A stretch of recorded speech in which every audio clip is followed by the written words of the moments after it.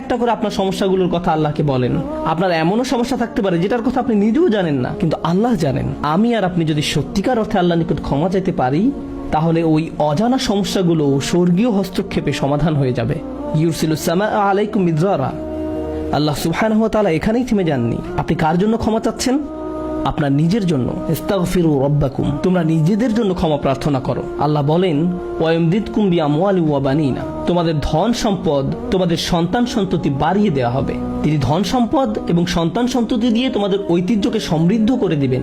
এমন সম্পদ নয় যা আপনাকে আল্লাহর কাছ থেকে দূরে সরিয়ে দিবে, কারণ এই টাকা দেওয়ার কথা এসেছে আপনার ক্ষমা চাওয়ার প্রেক্ষাপটে। তিনি আপনাকে ভালো অর্থ দিবেন যা আপনার জন্য দুনিয়াতে এবং পরকালে কল্যাণ নিয়ে আসবে। তিনি আপনাদের ভালো সন্তান দান করবেন যারা আপনার জীবিত থাকা অবস্থায় ভালো কাজ করবে, তারা আপনাদের সম্মান করবে, ভালোবাসা দেখাবে, আনুগত্য করবে, আপনি তাদের দেখে গর্বিত হবেন। এমনকি আপনি এই দুনিয়া ছেড়ে চলে গেলেও তারা ভালো কাজ করতে থাকবে, যা সাদাকায়ে জারিয়া হিসাবে আপনার আমলনামায় এসে যোগ হবে। আল্লাহ আপনাকে এই সব কিছু দান করবেন। প্রসঙ্গত এই দুই শব্দ অর্থ এবং সন্তান সন্ততি। ইন্নাহুম আসাউনি ওয়াত্তাবাউ মান লাম ইয়াজিদহু মালুহু ওয়া ওয়ালাদুহু ইল্লা খাসারা। আমার সম্প্রদায় আমাকে অমান্য করেছে আর অনুসরণ করেছে এমন লোককে যার অর্থ ও সন্তান সন্ততি কেবল তার ক্ষতি বৃদ্ধি করেছে। কিন্তু আপনার ক্ষমা চাওয়ার পরে আল্লাহর পক্ষ থেকে যে ধন সম্পদ এবং সন্তান সন্ততি আসে, তা আপনার জন্য শুধু কল্যাণই নিয়ে আসে। একই ধন সম্পদ এবং সন্তান সন্ততি, পার্থক্য হলো এখন তাদের উপর আল্লাহর ক্ষমা ও রহমত রয়েছে। বিষয়টা এমন যেন তারা দূষিত হয়ে গিয়েছে, যতক্ষণ না আল্লাহ তার ক্ষমার মাধ্যমে তাদের পরিশুদ্ধ করেন। আল্লাহর নিকট ক্ষমা প্রার্থনা করলে কত শত পথ আপনার জন্য খুলে যাবে। আসমানের দরজা আপনার জন্য এমন ভাবে খুলে যাবে যে আপনি কল্পনাও করতে পারবেন না। আপনি সবকিছু আরো ভালোভাবে বুঝতে পারবেন। আপনার ব্যক্তিগত সমস্যাগুলো দূর হতে শুরু করবে। উদাহরণস্বরূপ রাগের কথা ধরা যাক। রাগ হওয়া থেকে মুক্তি পাওয়া আসলেই অনেক কঠিন।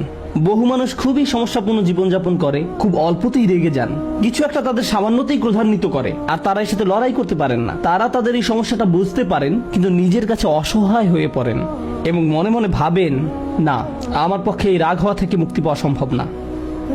হুদায়বিয়ার সন্ধির সময় সাহাবীরা খুবই রাগান্বিত হয়ে পড়েছিলেন। তাদের রাগ দূর করা সম্পর্কে আল্লাহ কি বলছেন? তিনি বলছেন, ওয়া আনজালাস সাকিনাতা ফি কুলুবিল মুমিনিন, তিনি আকাশ থেকে বিশ্বাসীদের অন্তরে প্রশান্তি নাজিল করলেন। প্রশান্তি আমাদের নিজেদের কাছ থেকে আসে না, আমরা নিজেদের প্রশান্ত করতে পারি না।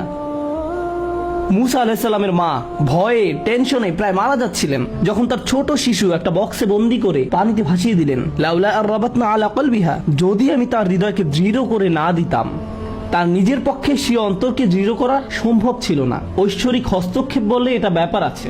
আল্লাহ তার অন্তরকে দৃঢ় করেছিলেন, যা আমাদেরকে আমাদের ব্যক্তিগত দুর্বলতা এবং প্রবণতা থেকে সুস্থ হতে সাহায্য করে। কিছু কিছু মানুষ অশ্লীলতার প্রতি খুবই আকৃষ্ট হয়ে পড়ে, কেউ কেউ ক্রোধ নিয়ন্ত্রণ করতে পারে না, আবার কেউ কেউ মারাত্মক লোভী, সবসময় শুধু টাকা পয়সা নিয়ে চিন্তামগ্ন থাকে। তারা এইসব থেকে বের হয়ে আসতে চায়, কিন্তু নিজেদের সাথে যুদ্ধ করে পারে না। এই সব সমস্যার সমাধান আসে আল্লাহর পক্ষ থেকে।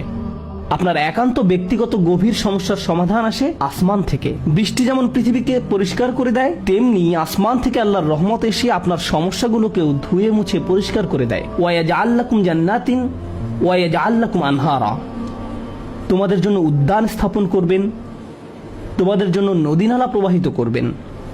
অর্থাৎ আল্লাহ বলছেন, যদি শুধু ক্ষমা চাও সবই দিব। আমি আপনি মনে করি যে যদি আমরা আল্লাহর কাছে ক্ষমা চাই তাহলে শুধু ক্ষমা পাবো, কিন্তু আল্লাহ বলছেন, যদি ক্ষমা চাও তাহলে এমন কিছু নেই যা আমি তোমাদের দিব না। বিষয়টা এমন যে আপনি ইচ্ছা করলে এক এক করে বিভিন্ন জিনিস চাইতে পারেন, অথবা শুধু ক্ষমা চান তাহলে সবই পাবেন। কি আর বাকি থাকে? অর্থ, সন্তান সন্ততি, আপনার সকল সমস্যার সমাধানে আকাশ খুলে যাবে, বাগান, নদী, সবকিছু আপনার জন্য প্রস্তুত। মানুষ সাধারণত মনে করে যে যদি তার আল্লাহর ক্ষমা চায় তাহলে এটা শুধু তাদেরকে পরকালে সাহায্য করবে, কিন্তু এই আয়াতগুলো আমাদের বলছে না। এই আয়াতগুলো আমাদেরকে বলছে যে না, আল্লাহ শুধু আমাদেরকে পরকালেই সাহায্য করবেন তা নয়, তিনি আমাদেরকে এই দুনিয়াতেও সাহায্য করবেন। একবার হজের কথা চিন্তা করুন। আমার আপনার জন্য হজের সবচেয়ে বড় অনুপ্রেরণা হলো আমাদের অতীতের সকল গুনাহ মাফ করে দেওয়া হবে। আমরা নতুন করে আবার শুরু করতে পারবো। যে কাপড়ে আপনি কবরে শায়িত হওয়ার কথা, সেরকম একটি কাপড়ে আপনি হজে যান। এমনকি হজের সময় যখন আমরা মার্চ করি, সে সম্পর্কে বলা হয়েছে, সুম্মা আফিদু মিন হাইসু আফদান নাস ওয়াস্তাগফিরুল্লাহ, অতঃপর তোমরা প্রত্যাবর্তন করো যেখান থেকে মানুষরা প্রত্যাবর্তন করে, এবং আল্লাহর কাছে ক্ষমা চাও। হজের মূল বিষয় হলো আল্লাহর নিকট ক্ষমা চাওয়া। এটাই হজের মূল উদ্দেশ্য। আর সেই হজের সময় আমরা কি দোয়া করি? রব্বানা আতিনা ফিদ দুনিয়া হাসানা ওয়া ফিল আখিরাতি হাসানা ওয়া ফিল আখিরাতি হাসানা। প্রতিটি তাওয়াফে একই দোয়া পাঠ করা হয়, যা কোরআনে মাজিদে এসেছে। রব্বানা আতিনা ফিদ দুনিয়া ওয়া ফিল আখিরা রব্বানা আতিনা ফিদ দুনিয়া হাসানা ওয়া ফিল আখিরাতি হাসানা। আমাদেরকে এই দুনিয়ার কল্যাণ এবং পরকালের কল্যাণও দান করুন। অন্য কথায়, এই দুনিয়ায় আমাদেরকে এমন কল্যাণ দান করুন যা পরকালের কল্যাণকে নিশ্চিত করবে। এরকম কিছুর অস্তিত্ব রয়েছে, আর এই সব কিছু আমরা তখনই পাব যখন আপনি আন্তরিকতার সাথে আল্লাহর নিকট ক্ষমা চাইব।